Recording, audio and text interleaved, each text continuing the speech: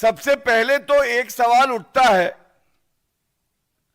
कृपया करके राहुल गांधी जी, ये प्रेस वार्ता खासकर आपके लिए है, और तेजस्वी यादव जिनके पास 2 एपिक कार्ड नंबर मिले थे उनके लिए है। अगर दमखम हो तो उत्तर जरूर दीजिएगा। महाराष्ट्र की बात कर रहे थे राहुल गांधी जी, और राहुल गांधी जी ने कहा, और तारीख नोट करिएगा, 3 फरवरी 2025 लोकसभा के पटल पर सिर्फ 5 महीने में ही मतदाताओं की संख्या लगभग 70 लाख बढ़ा दी गई। यह है 3 फरवरी 2025। 7 फरवरी 2025 प्रेस कॉन्फ्रेंस करके कहते हैं, महाराष्ट्र के विधानसभा चुनाव में जो 39 लाख लोग थे, यह संख्या बढ़ा दी गई है 39 लाख। और 9 जुलाई 2025 बिहार में क्योंकि चुनाव होने वाले हैं, तो पटना जाकर कहते हैं कि महाराष्ट्र चुनाव में वोटरों की संख्या 1 करोड़ बढ़ा दी गई, 1 करोड़। तो मैं जानना चाहता हूं कि लोकसभा में, राज्यसभा में जो भी आप वक्तव्य देते हैं, यह रिकॉर्ड का हिस्सा होता है।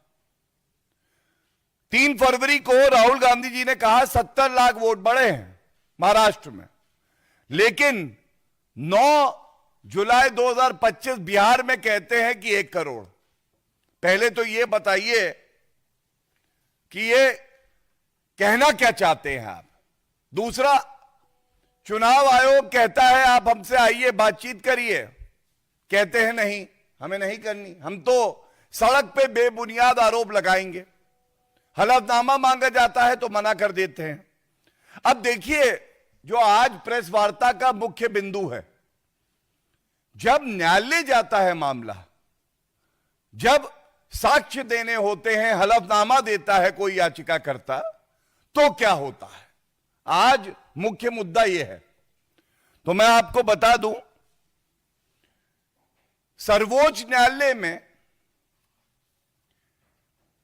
कल ऐसी एक याचिका आई जिसमें कहा गया, और मैं शीर्षक पढ़ देता हूं, supreme court dismisses petition challenging 2024 Maharashtra assembly elections over alleged bogus voting.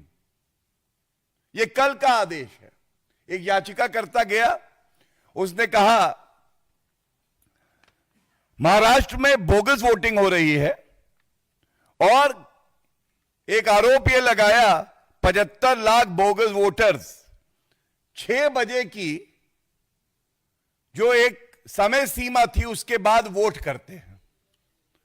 तो सर्वोच्च न्यायालय ने बिल्कुल स्पष्टता से कहा कि इस याचिका में दम नहीं है, और उसको निरस्त किया। पहला, ऐसे ही जून 2025 में बॉम्बे हाईकोर्ट में यही याचिकाकर्ता गए थे, और याचिकाकर्ता ने कई ऐसे निराधार आरोप लगाए।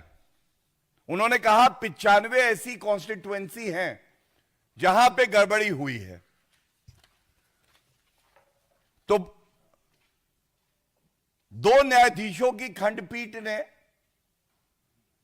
इस याचिका को निरस्त किया, और एक बात जो कही, ये कुछ शब्द हैं, ये जो पिटीशन लगाई है ये बहुत ही कैजुअल तरीके से लगाई है, लापरवाही है इसमें।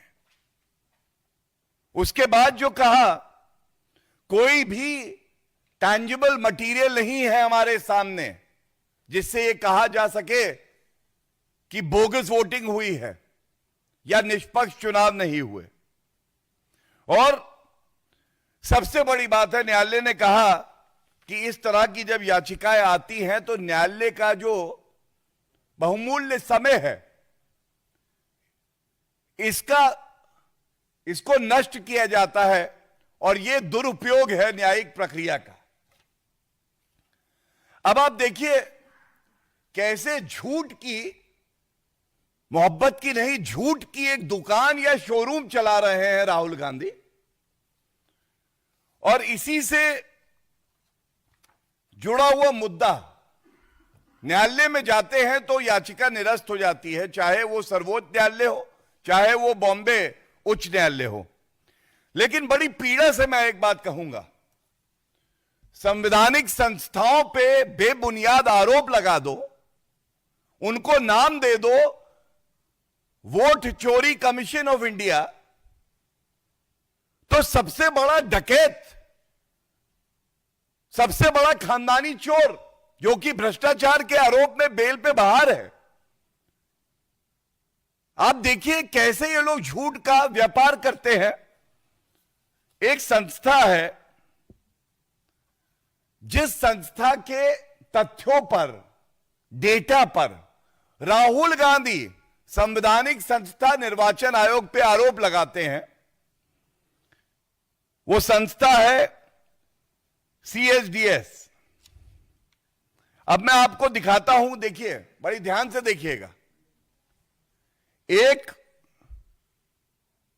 ट्वीट किया जाता है CSDS के संजय कुमार जी, और तारीख नोट करिए 17 अगस्त 2025 4:14 पर।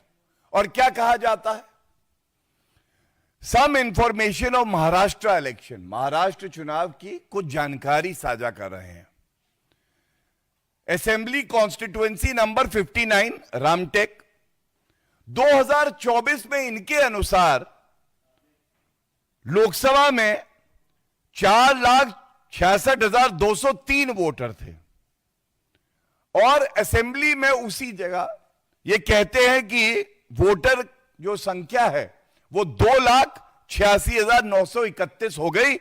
कमी मतलब मर गए, लिखा है deceased voters 1,79,272, -38.45%।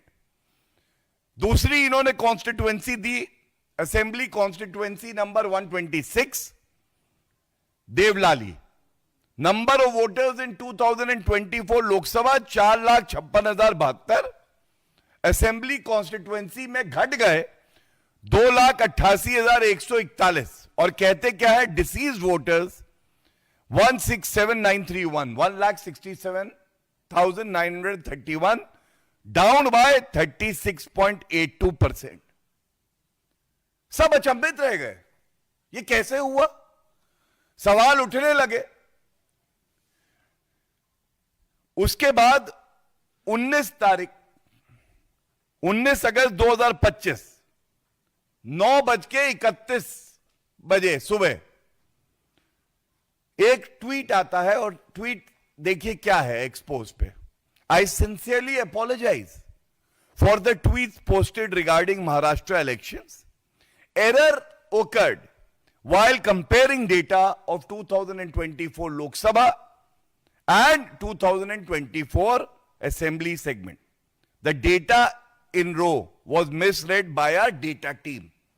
The tweet has since been removed. I had no intention of dispersing any form of misinformation. अब मैं एक बात पूछना चाहता हूं बड़ी जिम्मेदारी से। 40 घंटे तक यह झूठ परोसा जा रहा था। कांग्रेस के नेता पवन खेड़ा इस पे ट्वीट करते हैं, फिर डिलीट करते हैं। राहुल गांधी के बेबुनियाद आरोप भी CSDS के डेटा पे आधारित हैं। 40 घंटे तक ये जो झूठ परोसा गया, जो अफवाहों का बाजार गर्म किया, हमारे लोकतंत्र को कमजोर करने के लिए, निर्वाचन आयोग पे बेबुनियाद सवाल उठाने के लिए, इसकी जिम्मेदारी कौन लेगा? क्या राहुल गांधी देश से माफी मांगेंगे? क्या ट्वीट डिलीट कर देना, एक्सपोज डिलीट कर देना, जो नुकसान आपने लोकतंत्र को पहुंचाया है, जो तार तार किया है आपने जनता के विश्वास को, उसका क्या होगा? और देखिए ये जो पहला ट्वीट है इसका अध्ययन करिए तो 34,000 व्यूज हैं।